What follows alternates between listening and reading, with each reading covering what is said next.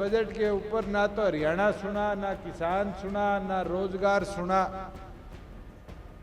और गाड़ी में ब्रिज शर्मा जी को नींद भी आ गई। ये हालात थे।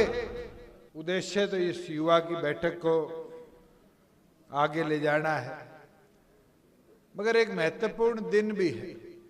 और ये पत्रकार साथी सारे जानते हैं कि महत्वपूर्ण क्यों है, क्योंकि आज देश का बजट घोषित हुआ है। और मैं और ब्रिज शर्मा जी करनाल से जब चले तो बजट सुनते सुनते आ रहे थे, और एक दौर ऐसा आया कि उस बजट के ऊपर ना तो हरियाणा सुना, ना किसान सुना, ना रोजगार सुना, और गाड़ी में ब्रिज शर्मा जी को नींद भी आ गई। ये हालात थे कि 1.5 घंटे की निर्मला सीतारमण की चर्चा में हरियाणा केवल मात्र एक बार बोला गया कि राखी गढ़ी में पैसे भेजे जाएंगे।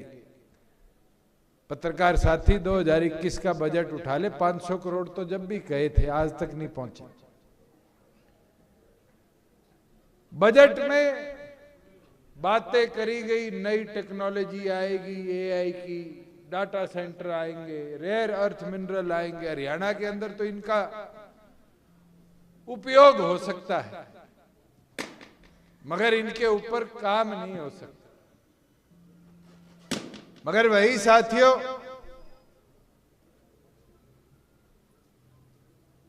हरियाणा की स्थिति में बात करें तो कल ही वर्ल्ड बैंक की रिपोर्ट आई थी, और इस रिपोर्ट के अंदर था कि हरियाणा कर्जे के तौर पर देश का 6ठा सबसे कर्जवान प्रदेश बन गया। और जो बात दिग्विजय सिंह कह रहे थे, शीला जी की टीम बैठी है लाडो लक्ष्मी योजना के उपरांत। प्रधान जी, कर्जा जब प्रदेश पे चढ़ता है तो योजनाओं में भी किस्त बन जाती है। ये लाडो लक्ष्मी शुरू तो कर दी, ना लाडो को लक्ष्मी मिली, ना लक्ष्मी को लक्ष्मी, बल्कि ये हालत बना दी है जिसका फार्म भर गया सही तरीके से और इस योजना में नाम आ गया, उसके भी किस्त बांध दी कि 1100 इस महीने ले जाइए और 1000 की एफडी करा देंगे। बूढ़े बैठे, विधवाएं बैठी है, अपाहिज साथी बैठे हैं। 3200 का वादा किया था कि 1 नवंबर से आएंगे। 1 फरवरी शुरू होगी, 3 महीने कट गए, किसी की 1 रुपया पेंशन बढ़ के आई। 50,000 से ज्यादा लोगों की हरियाणा प्रदेश में पेंशन रोक दी, काट दी। मिनी सेक्रेटरीएट चले जाओ, बूढ़े लाइन में खड़े मिल जाएंगे कि पेंशन बंद होगी। और किस बिनाद पे करी? भाई घर में चाहे 20 लोग रहते हो, तूने अपने नाम पे कनेक्शन में 24,000 रुपया भर दिया। तेरे तो भाई खेती बच्चों ने करी हो, बेची हो, खाता तेरे नाम पे था, 3 लाख रुपए आगे पेंशन कट गई। ये हालात है कि योजना पे भी क्लोज पे क्लोज लगाकर लाभार्थियों की संख्या को कम कर रहे हैं। और ये तो विधानसभा में खुद मुख्यमंत्री ने माना कि जो राशन कार्ड थे 12 लाख परिवारों के हमने बीपीएल कार्ड काट दिए। 12 लाख। अगर एक परिवार में 4 लोग हैं तो 48 लाख लोगों को राशन से वंचित करने का काम इस सैनी सरकार ने किया। मगर साथियों, इसके विरुद्ध लड़ेगा कौन? आगे सेशन आ रहा है, देख लेना। कांग्रेस तो मौन करके बैठेगी। कांग्रेस तो लड़ाई कौन सी लड़ती है? जो बीजेपी चाहती है कांग्रेस लड़े, जैसे वोट चोरी। इस देश में कांग्रेस की सबसे बड़ी मुहिम है वोट चोरी। कोई इनसे पूछनिया हो, सबसे बड़े वोट चोर तो तुम थे। राज्यसभा में जब आर के अनंत को चौटाला साहब ने मैदान में उतारा और वो एमपी बनता तो शाही बदलकर किसने वोट चोरी करी थी? जब इंद्रजीत जैया 3 वोट से राई में हारा था और जय तीरथ विधायक बना था, तो वोट चोरी किसने करी थी? और तो और आयाराम गयाराम तो हरियाणा भूल ही नहीं सकता।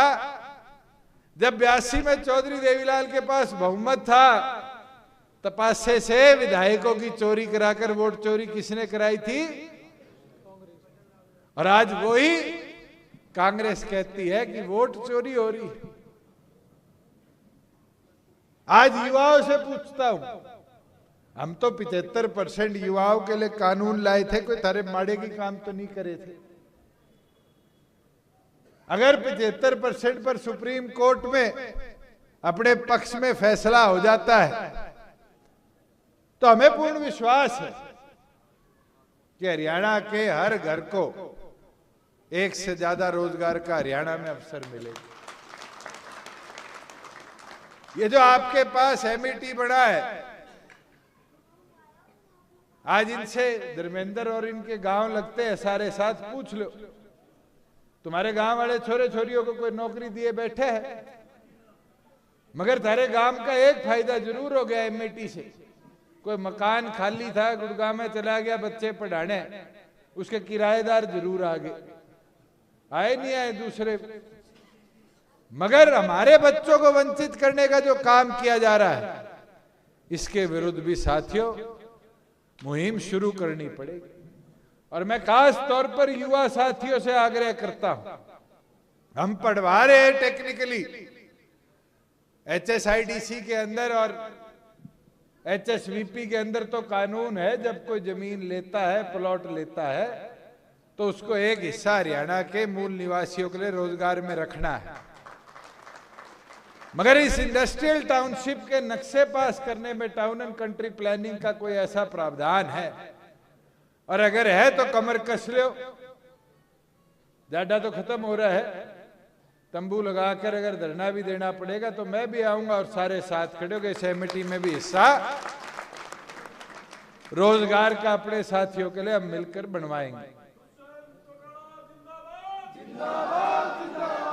साथियों, ये लड़ाइयां छोटी छोटी लगती है मगर बड़ी महत्वपूर्ण है। और अपने अधिकार के लिए लड़ाई लड़ोगे तभी जाकर अपने अधिकार को ला पाओगे, छीन पाओगे। मेरा निवेदन है, मेरी प्रार्थना आपसे कि आप भविष्य हो इस प्रदेश का।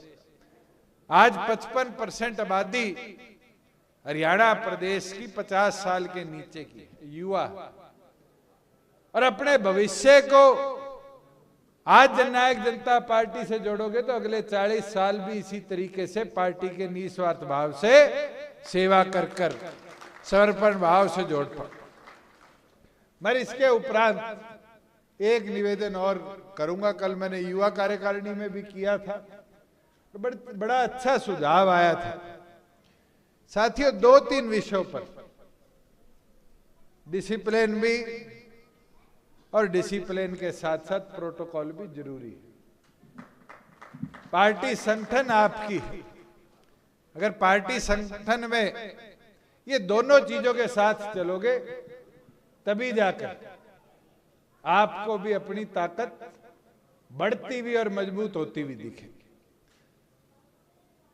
और इसके उपरांत साथियों, कार्यकारिणी का जब चयन करो, अभी मैं संजय को देख रहा था, प्रधान जी कह रहे थे राजेंद्र से कि मेरी कार्यकारिणी भाई 6 तारीख तक देनी है। कार्यकारिणी भी जब हल्कों की बनाओ या जिले की बनाओ, ये देखना कि आपके एक गांव से 10 नाम ना आ जाए, कि पता चले राजीव जी हल्के के अंदर सारे छारा के लिए बैठे। बड़ा गांव है, ले भी सकते 30-40 लीड में तो कोई जोर नहीं आता। मगर ऐसे ही बेरी के अगर हर गांव से लेंगे तभी जाकर संगठन का समाचार हर गांव तक पहुंचेगा। साथियों, छोटी छोटी चीजें होती है मगर इनका महत्व बहुत होता है। हम भी दिन रात संगठन के काम पे लगते हैं और जब प्रदेश का नक्शा बनाते हैं तो 36 बिरादरी, सारे धर्म मजहब को साथ लेते हुए चौधरी देवीलाल की सोच के साथ डॉक्टर अजय सिंह चौटाला जी के कंधों को ताकत देते हैं। और मैं ये विश्वास रखता हूं, ये दौर उतार चढ़ाव का तो आता रहता है।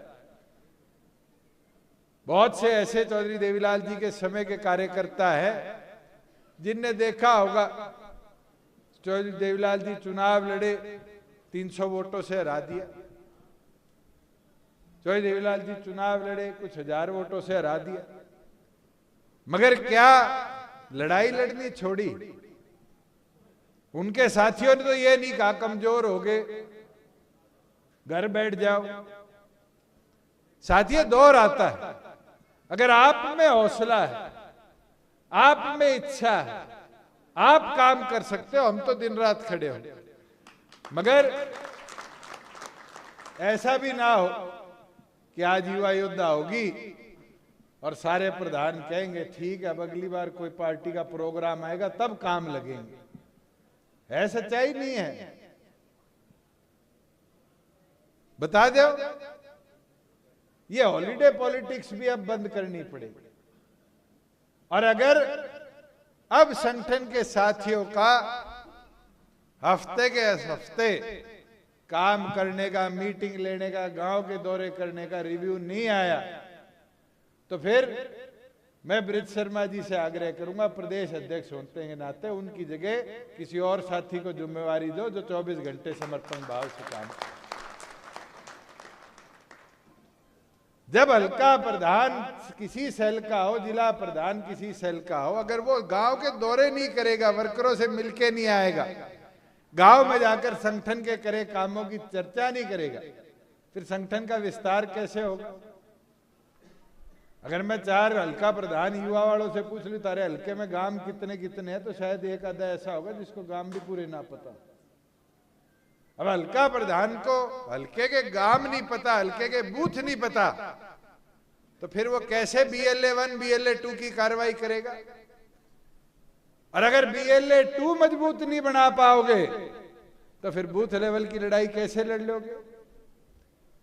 तो मेरा निवेदन, मेरी प्रार्थना है, ये संगठन आपका है। आपने 2018 में डॉक्टर अजय सिंह चौटाला जी को चौधरी देवीलाल पार्क जींद के अंदर ये हौसला दिया था कि नए झंडे और नए डंडे के साथ शुरुआत करनी है। दिया था नहीं दिया था? और आप लोगों के हौसले से 9 दिसंबर 2018 को जननायक जनता पार्टी नाम का ये पौधा आपने उगाने का काम किया। पौधा आज पेड़ का रूप तो ले गया, और उस पेड़ के डालियों के तौर पर आपने काम भी किया। परिस्थितियां थी, सोच लो ओले गिर गए, इस बल फल नहीं लगे। मगर ये तो किसान नहीं छोड़ सकता खेती कि भाई अब खाद बीज नहीं घेरूंगा कि अगले साल फल फिर नहीं लगे। आज सींचोगे, आज उसको सही तरीके से रखोगे तो 2029 में फल लगेंगे नहीं लगेंगे? मगर इसके लिए हमें सबको मिलकर समर्पण भाव से काम करना। और मेरी माताओं बहनों से आग्रह करूंगा, आज आप जिस संख्या में आए हो, 33% सीटें अगली बार आरक्षित है महिलाओं के लिए। बेरानी रोहतक लोकसभा आरक्षित होगी नहीं होगी, मगर 4 में से 1 सीट तो झज्जर जिले की पक्की आरक्षित होगी। चाहे वो झज्जर हो, चाहे बेरी हो, चाहे बादली हो, चाहे बहादुरगढ़ हो। और इसके अंदर हमें हर बूथ पर महिला कार्यकर्ता खड़ी करनी है, बूथ सखी बनाने का काम करना है। और सोचते हो शीला जी अकेली घूम के कर पाएगी? नहीं, इसके अंदर आप सबका आग्रह चाहिए, मेरी माताओं का भी चाहिए, मेरी बहनों का भी चाहिए। अगर आप लोग स्वयं ये संकल्प ले लोगे मैं मेरा बूथ संभालूंगी, मैं मेरे बूथ की 400-500 औरतों के ऊपर काम करके दिखाऊंगी, तो कोई रोक पाएगा? अगली महिला विधायक झज्जर विधानसभा से जो आएगी वो आपकी पार्टी की। और मैं युवा साथियों से आग्रह करूंगा, हमारे हल्का प्रधानों से, पार्टी के अलग अलग सेलों के पदाधिकारियों से, जो BLA 2 बनाने हैं, जो बूथ लेवल पर पार्टी का एजेंट नियुक्त करना है, जो पदाधिकारी पार्टी का है वह स्वयं अपना नाम बूथ लेवल एजेंट के लिए देने का काम करे। अगर आप 1000 वोटों के ऊपर काम नहीं कर सकते तो जिले और हल्के को कैसे संभालोगे? और अगर आप 1000 वोटों पर काम कर दोगे और आपको पता है मेरे 1000 में से 200 वोट मरे हुए हैं या कहीं चले गए या ब्याह हो गया और उनको कटवाना है, उस काम के अंदर आपकी जिम्मेवारी महत्वपूर्ण हो। इसलिए निवेदन करता हूं साथियों, इस जुमले की सरकार से बचकर अपने भविष्य की लड़ाई के लिए मजबूती से मैदान में उतरने का काम करो और डॉक्टर अजय सिंह चौटाला जी के कंधों को ताकत देते हुए पार्टी का घर घर गांव में जाकर प्रचार करने का काम करो।